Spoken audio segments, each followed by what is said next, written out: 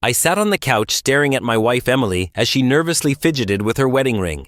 The air in our living room felt heavy, suffocating even. We had been married for 5 years, and for the most part, I thought we were solid. But now, as I looked at her, I couldn't help but wonder how we had gotten here. Emily and I met at a mutual friend's birthday party. She was funny, confident, and had a no-nonsense approach to life that I admired. We hit it off quickly, and within a year, we're living together. Things felt natural, as if we were on the same page about everything. Careers, marriage, and eventually starting a family. Emily was a freelance graphic designer, and I worked as a project manager for a tech company. Our schedules aligned perfectly, and life, though not glamorous, was enjoyable. We had talked about marriage for a while, but it wasn't until 2 years into our relationship that I proposed. It wasn't anything extravagant, just a simple dinner at home. Emily cried, hugged me, and said yes. That night, we began planning our future. A fall wedding, a small guest list, and a charming little venue by the lake. It felt like everything was falling into place. Or so I thought. The first red flags were small, almost imperceptible. They were little sneaky flaws that I ignored because I didn't want to overthink things. For example, Emily's enthusiasm for wedding planning waned after a few months. At first, she was all in, sending me Pinterest boards, searching through wedding dresses, and asking about small details like whether I preferred tulips or roses for the centerpieces. But then suddenly, it all stopped. I'd ask her questions like, "Hey, have you chosen your bridesmaids yet?" And she'd shrug it off. "Not yet. I'm still thinking about it," she'd say. The same thing happened with her dress, the cake, and the music. Every decision we had been so excited about had become something she wanted to postpone. "There's still time," she'd say. At the time, I told myself it was just stress. Wedding planning can be overwhelming, right? Plus, Emily had a lot going on at work. I assumed she'd snap out of it eventually. What I didn't realize was that her lack of enthusiasm wasn't about the wedding. It was about us. The real slap in the face happened one night while we were out with some friends. Someone brought up that dumb TikTok game, the one where you have to answer personal questions while keeping a straight face and not passing judgment. Everything was going well until someone asked, if you could relive one relationship, which would it be? Without thinking, Emily responded, "Oh, probably Jake." Just like that. Jake, her college ex. The guy who had cheated on her. The moment she uttered his name, the room fell silent. She giggled awkwardly and tried to backtrack. "I mean, not that I'd want to. It's just a significant part of my past. I wanted to confront her right then and there, but we were among friends, so I let it go. Later, when we were alone, I asked her about it. What was that about Jake? Why would you choose to revisit that relationship?" She shrugged it off as if it were no big deal. "It was a stupid game, Liam. Don't take it so seriously," she said, smiling and changing the subject. I didn't press it because, honestly, I didn't want to start a fight over something that could have been minor. But deep down, it stayed with me. After that, her behavior became harder to ignore. She was on her phone more often, scrolling through texts with a little smirk on her face. She started making vague excuses for why she couldn't hang out, or why she'd cancel plans at the last minute. "Oh, sorry, I just have a lot of work to catch up on tonight," she'd say. Or, "Maybe I promised my mom I'd visit this weekend." The excuses weren't particularly suspicious, but they were adding up. It felt like I had become less of a priority. Then came the night that changed everything. Chapter 2. The ultimatum. I came home from work early that Friday, excited to spend the evening with Emily. I was hoping we could order in and binge watch something. A quiet night in. But when I walked in, the atmosphere felt off.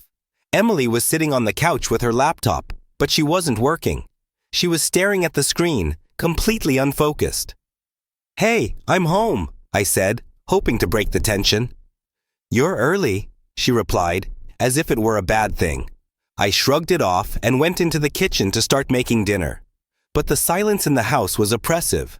Usually, she'd ask how my day was or tell me about hers. But tonight, nothing. Finally, I looked over and asked, "Is everything okay?"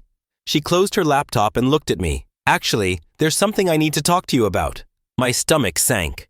You know that feeling when you know something bad is about to happen, but you can't stop it? That was me, standing there like an idiot with a spatula in my hand.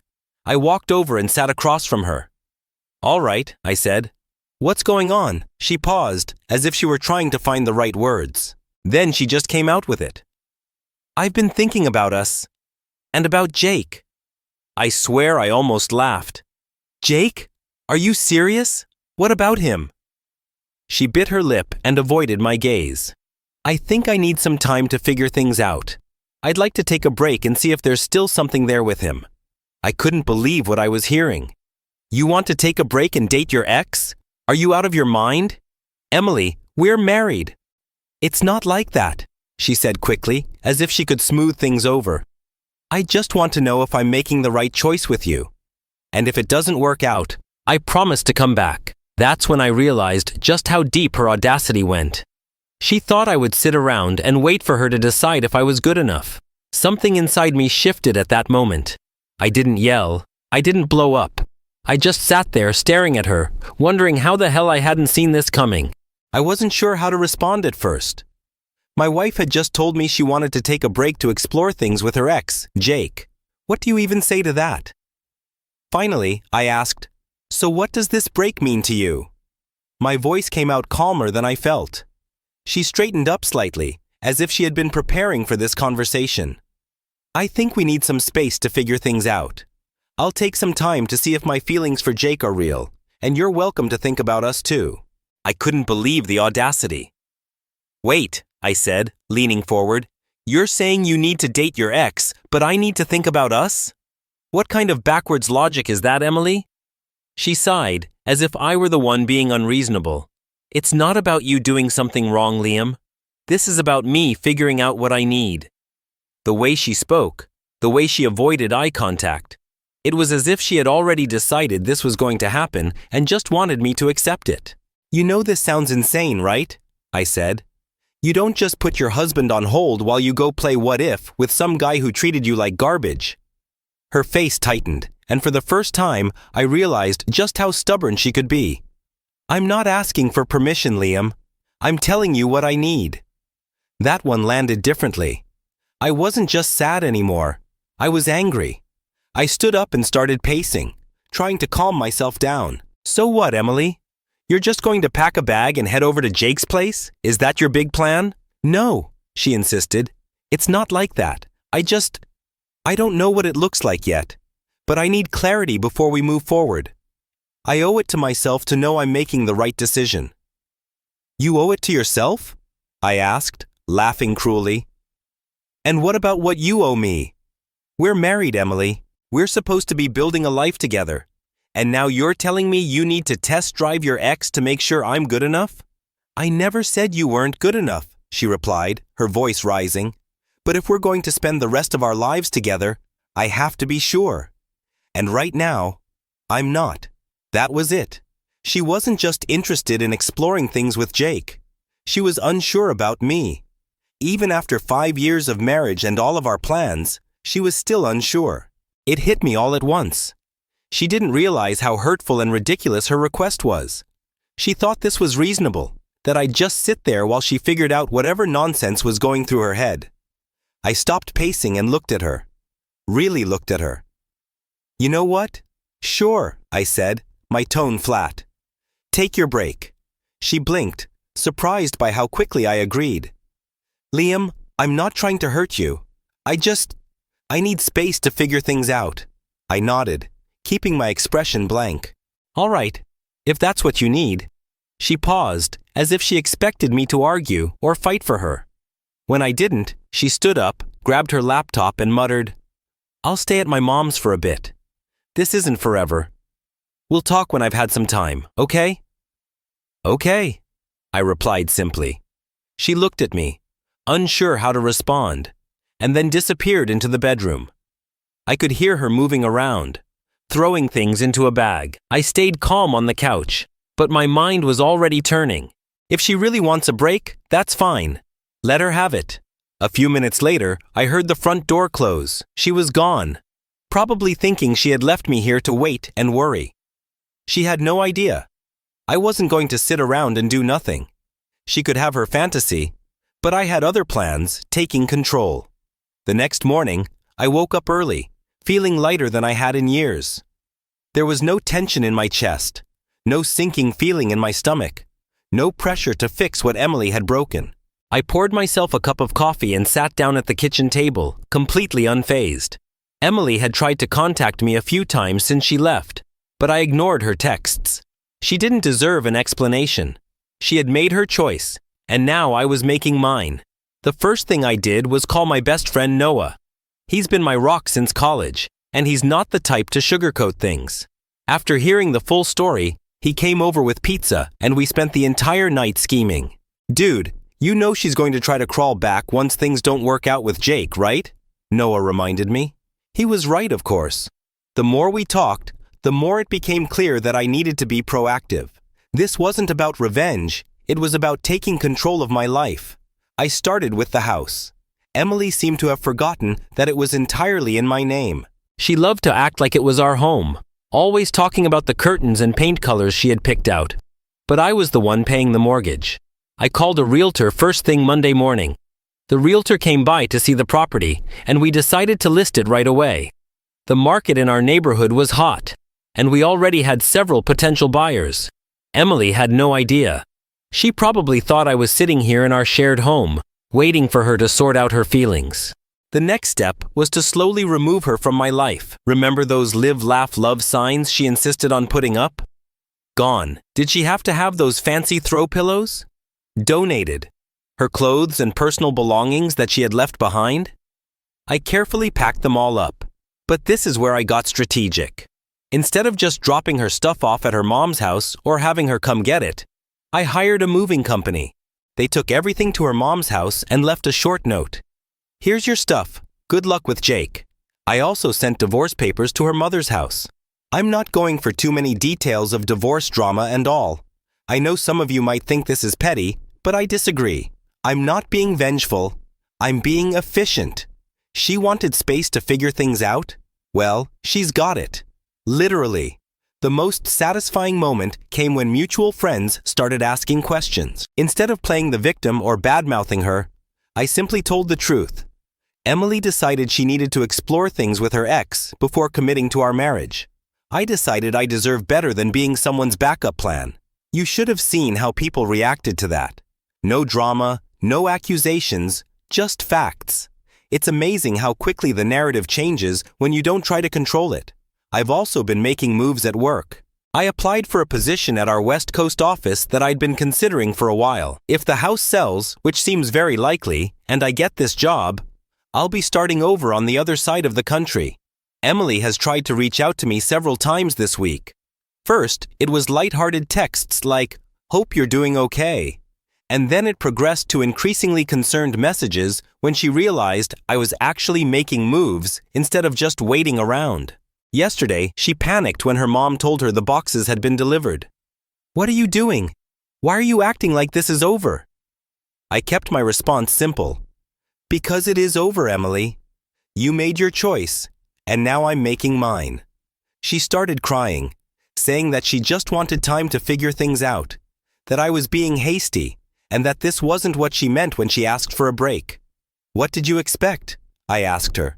"That I'd sit here like a faithful puppy while you test drove your ex? That's not how this works." "But what if I realize you're the one I want?" she sobbed. "Then you'll have learned a valuable lesson about not taking people for granted," I said before hanging up the phone. The weird thing is, I'm not even upset anymore. Instead, I feel free. Every box I pack, every move I make feels like I'm reclaiming parts of myself that I didn't realize I'd given up. Noah came over again yesterday to help me pack up the house. He noticed the change in me too. "You seem different," he said. "More focused." He's right. I am different. When Emily first told me she wanted to explore things with Jake, I felt like my world was falling apart. Now, I see that it wasn't my world collapsing.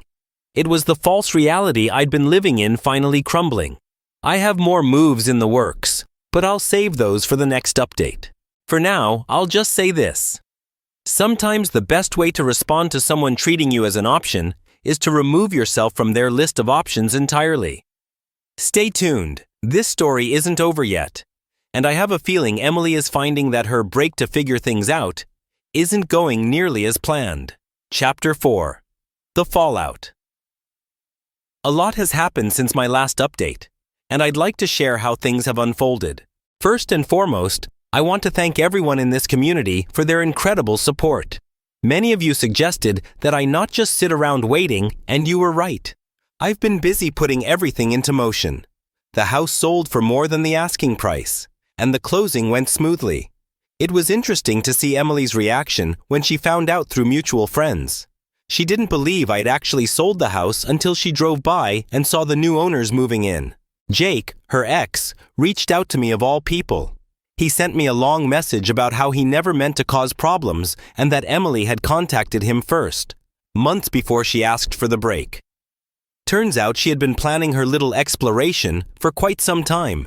She had been messaging Jake for months, carefully laying the groundwork for her backup plan. The irony? Jake ended their relationship because, as he put it, if she could do this to you, she could do it to anyone. Emily's professional life took a hit too. Many of her clients found other designers, not because I said anything, but because word spreads in the industry. One of her biggest clients even reached out to me. We heard what happened with the marriage. We're looking for someone who can commit to long-term projects. Do you know any reliable designers? I recommended a talented acquaintance of mine, and she got the contract. Karma, I suppose. Emily's social media meltdown has been something to see. First, it was sad quotes about losing your soulmate, followed by angry posts about toxic people who can't handle growth. Finally, she made desperate attempts to show everyone how happy she was. The last one was particularly interesting. She wrote about starting her own design firm. 3 days later, she started sending out job applications. Last week, her sister reached out to me again. Apparently, Emily has been staying with their parents, saying she needs time to heal from our separation. Her sister's exact words were, "She really thought you'd wait for her. When you sold the house and moved, it shattered her fantasy completely." The most satisfying moment came during a video call with our old friend group. They were telling me about local gossip, and someone mentioned seeing Emily at a coffee shop explaining to a potential client why her portfolio website was down. Apparently, she forgot that I was the one who set it up and maintained it. She couldn't figure out how to renew her hosting membership when it expired. Not my problem anymore. Chapter 5. A New Beginning. My new life in San Francisco is everything I imagined it would be. My apartment has a stunning view of the bay, and the tech scene here is incredible. My new team at work is fantastic, and it's refreshing to be around people who prioritize growth and innovation over drama. I've joined a local rock climbing club, started taking Spanish lessons, and even adopted a dog from a shelter. His name is Zeus, and he's a better companion than my ex-wife ever was. The tech community here is incredibly welcoming. Last week, I was invited to speak at a developer conference, something that wouldn't have happened if I had stayed back home. It's amazing what you can accomplish when you're not dragging dead weight.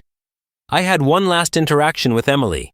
She sent me an email asking for some old photos from our shared cloud storage. I had already downloaded what I wanted and deleted the account weeks ago. Her email said, "I know you're trying to erase me from your life, but you can't just delete our memories. Those 5 years meant something." My reply was simple. You're right. Those years taught me what I don't want in a partner. Thanks for the lesson. Some mutual acquaintances think I'm being too harsh and should be more understanding of her moment of confusion. But that wasn't a moment. It was a calculated decision to keep me as a safety net while she pursued what she thought was a better option. The most important thing I've learned from all of this is that sometimes the worst things that happen to you lead to the best outcomes. If Emily hadn't shown her true colors, I might have stayed married to her, only to discover her real character years later, possibly with kids in the mix. Instead, I'm in a beautiful city with a great job, making new friends, and feeling hopeful about the future. The pain of betrayal has been replaced by gratitude for the bullet dodged. Thank you to everyone who followed this story and offered advice. Your encouragement helped me stay strong when I might have faltered. And for anyone going through a similar situation, know this. When someone shows you who they are, believe them the first time. Don't wait around for them to change their mind about you. Life is too short to be someone's backup plan. Sometimes, the best thing you can do is walk away and make things better for yourself.